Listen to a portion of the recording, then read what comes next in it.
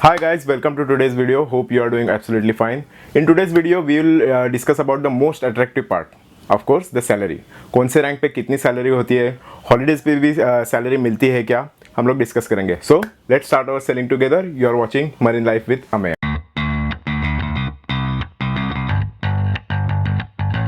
It's a team member, the captain.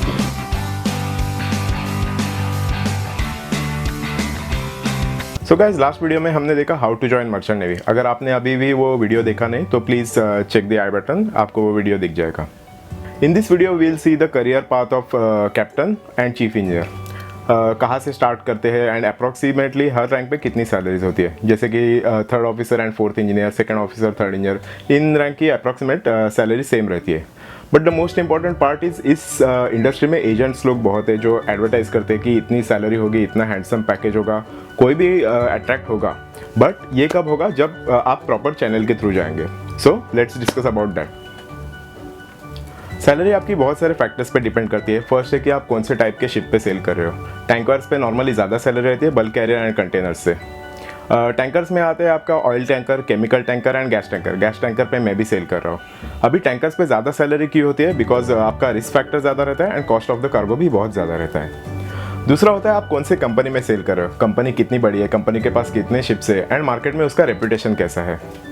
And third होता है आप कौन से कंट्री के सिटीजन हो. Like Europeans and Britishers, they get paid according to their standard of living, जो कि इंडियन एंड फिलिपिनो से थोड़ा ज़्यादा रहता है.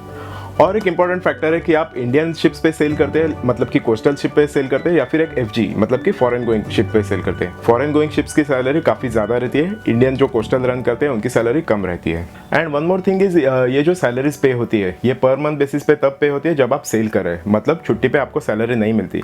कुछ कंपनीज होती है जो राउंड द ईयर पेमेंट करती है, मतलब आपको घर पे बैठने का भी उतना ही सैलरी मिलेगा जितना आपको सेलिंग के टाइम पे मिल रहा है, लेकिन उनके टर्म्स एंड कंडीशंस अलग रहते हैं. So will start from deck department. Deck cadet जब कॉलेज से पास आउट होने के बाद शिप पे जाता है तो उसको मिलती है अराउंड $300 to $600 सैलरी. ये भी कंपनी पे डिपेंड करता है. एंड इंडियन रुपीज़ में अगर आप कन्वर्ट करोगे which is around 20,000 to 40,000 rupees. So after completion of cadetship, जो कि 12 मंथ्स हो सकते हैं या फिर 18 मंथ्स, डिपेंड्स ऑन उसने DNS किया या BSc नॉटिकल साइंस किया, he then appears for second mates exam. Second mates exam are conducted by DG shipping, मतलब गवर्नमेंट कंडक्ट करती है. ये रिटन एंड ओरल एग्जामिनेशन रहती है, जिसके बाद वो ज्वाइन करता है as a third officer.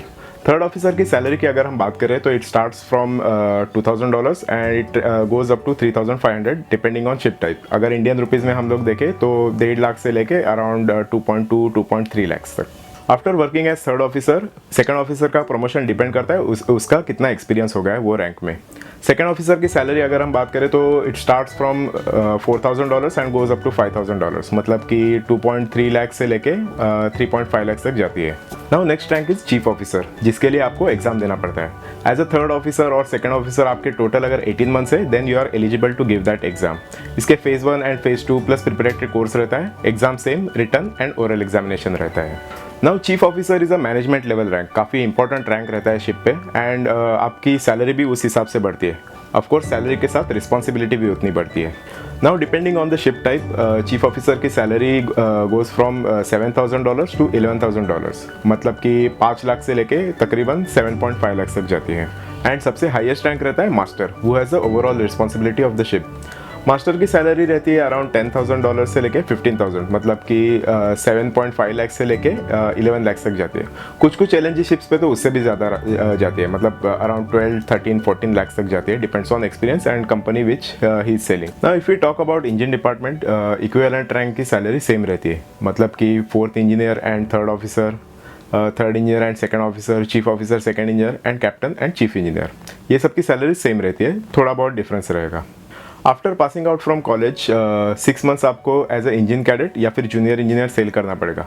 Salary almost same रहती है डेक कैडेट इतनी, अराउंड $300 से लेके $600-700 तक, मतलब 20,000 से लेके इट गोज अराउंड 40-45,000 रुपीज़.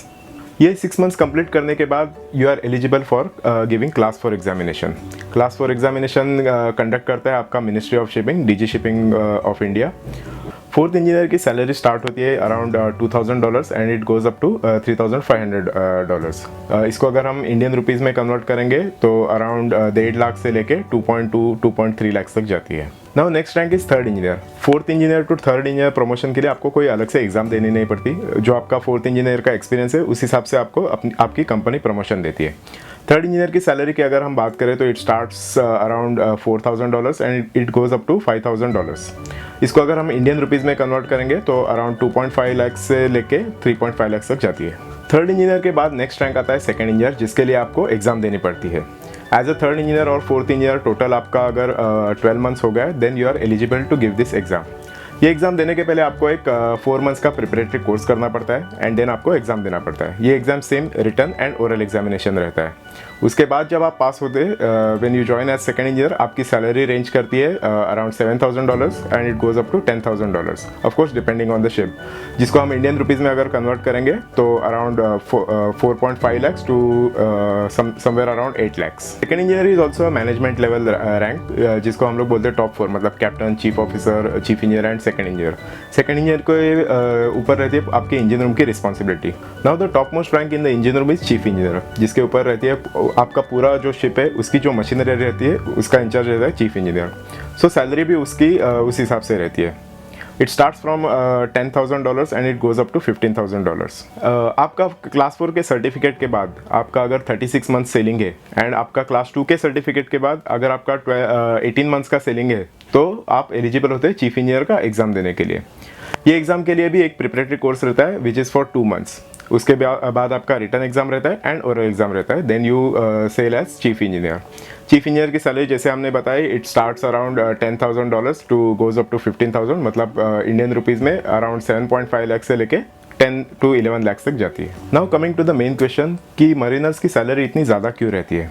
इसके भी कई सारे फैक्टर्स हैं। First factor is risk involve is very high and mariners काफ़ी एक्सट्रीम कंडीशंस में काम करते हैं। रफ वेदर, कभी कभी इंजन रूम का टेम्परेचर 45-46 डिग्रीज रहता है, उस ऐसे एक्सट्रीम कंडीशंस में हम लोग काम करते हैं।